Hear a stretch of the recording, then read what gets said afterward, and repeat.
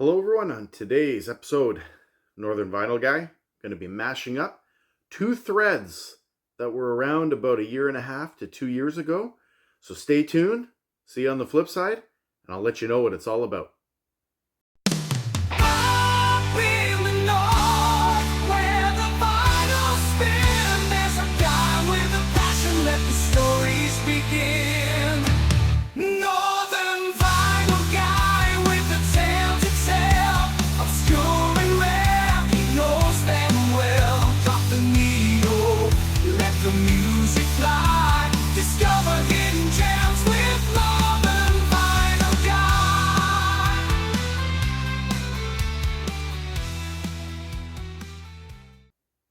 Hello everyone, Daryl, the Northern Vinyl Guy, coming at you with another video.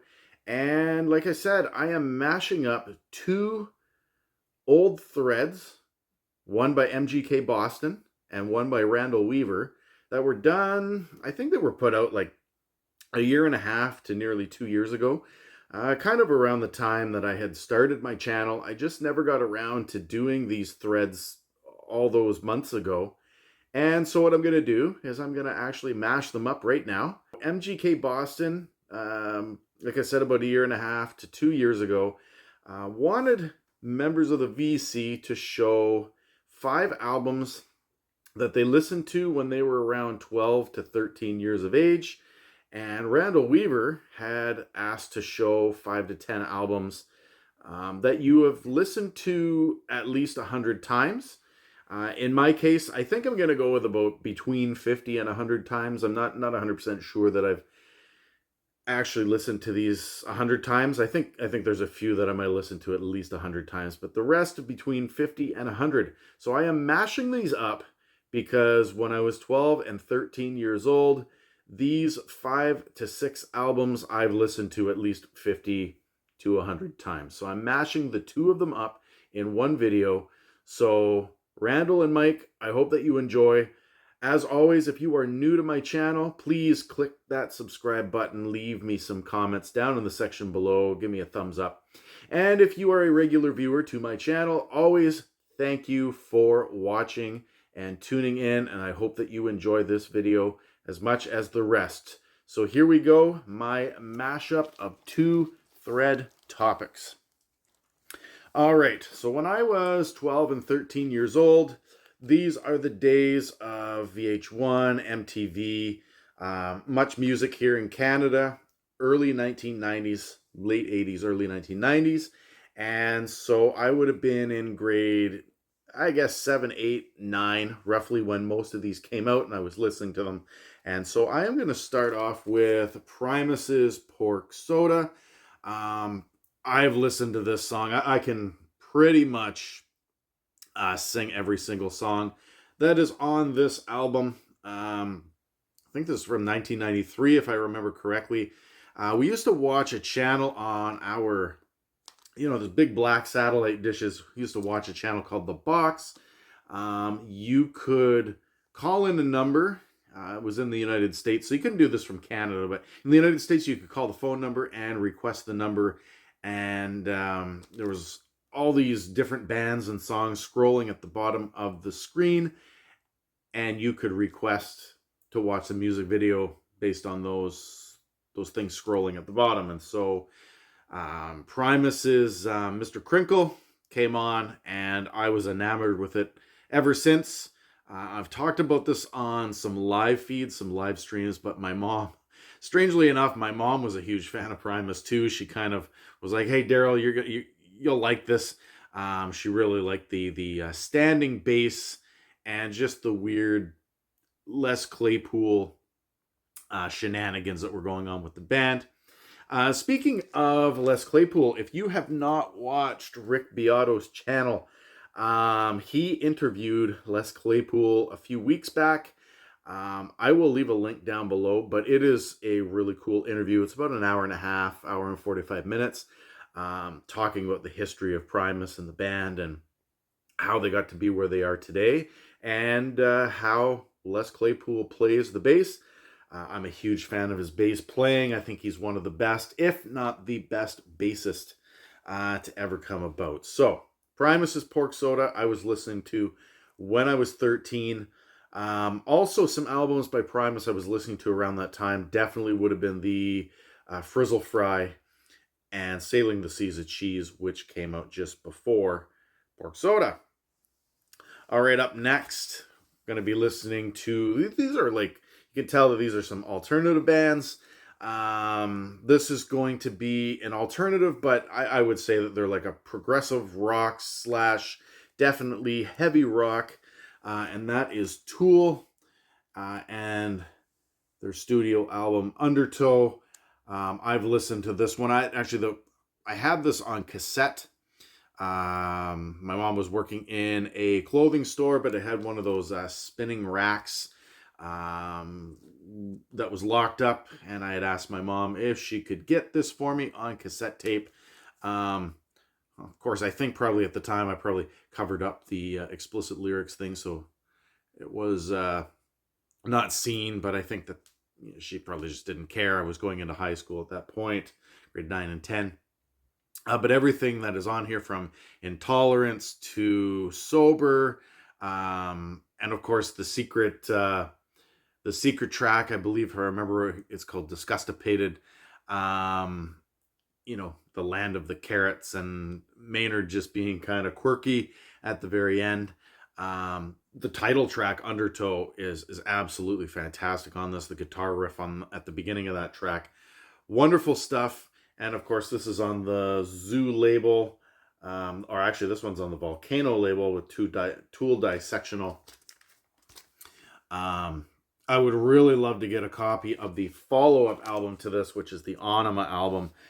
But in order to get that, you are paying up the yin-yang for an OG copy. And of course, anything other than that is likely an unofficial pressing. And they still go for a ton. All right. Early 1990s, late 80s. A musician in which a lot of people hate him. They think he's a fake, he's a phony, kind of crazy. Robert Van Winkle, otherwise known as Vanilla Ice, to the extreme. Listen to this at least 50 to 75 times, but Ice Ice Baby, I've probably listened to well over 100 times in my life, probably 200 to 300 times. I can sing every lyric to that song, and of course, Play That Funky Music, the cover of, I forget what the name of the band, Vanilla Fudge, I think it was. Play That Funky Music, Life is a Fantasy, Stop That Train, Hooked. These are all great songs. And then, of course, to end it off on side 2 is just this weird 1-minute track called Habanaroni. It's just this stupid little rap track, but absolutely hilarious. I always thought that Vanilla Ice was a cool dude. Little did I know he's a bit of a dweeb, but what can you say? Vanilla Ice I was listening to when I was 12 and 13. Now, a 1980s into the 90s band that I definitely listened to was the duo from Sweden, Per Gessle and I forget her name. Why am I running a blank on her name? I'll have to write it up on the screen there. But the Joyride album is absolutely fantastic. I bought this one. And of course, this is a gatefold, really cool inner on this. But this is the one. It has Joyride on it. It's got their early 90s hits, Fading Like a Flower, Knocking on Every Door, Spending My Time, The Big L. Once again, this is an album I've listened to at least 50 to 100 times. I can probably sing and have memorized the lyrics to almost every song that is on here. I think it is fantastic stuff. Out of Sweden, Roxette and the Joyride album, 1990. All right, some Canadian content. Going with Tom Cochrane and the Mad Mad World album. This one here is a double LP. I really like this cover, but I also like the old cover, the one that I do remember. And this is the one that has Life is a Highway on it. But that is not my favorite Tom Cochrane track. My favorite Tom Cochrane track is Sinking Like a Sunset. Obviously, this is after the Red Rider days, when he went solo again. So he started his career off solo, recorded an album, and then he went with Tom Cochrane and Red Rider. Then he went solo again in the early 90s. So this has Life is a Highway. It's got No Regrets. It's got Sinking Like a Sunset. And another one of my favorites on here is All the King's Men, which is the last track on here. But this is a near perfect album. Washed Away is a great song.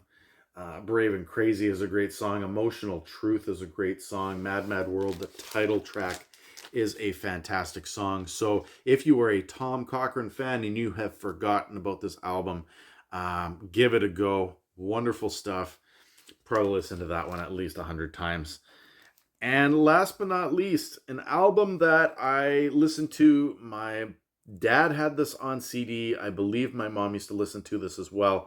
I have listened to this ad nauseum since at least 1991, probably, and that is Chicago's Greatest Hits.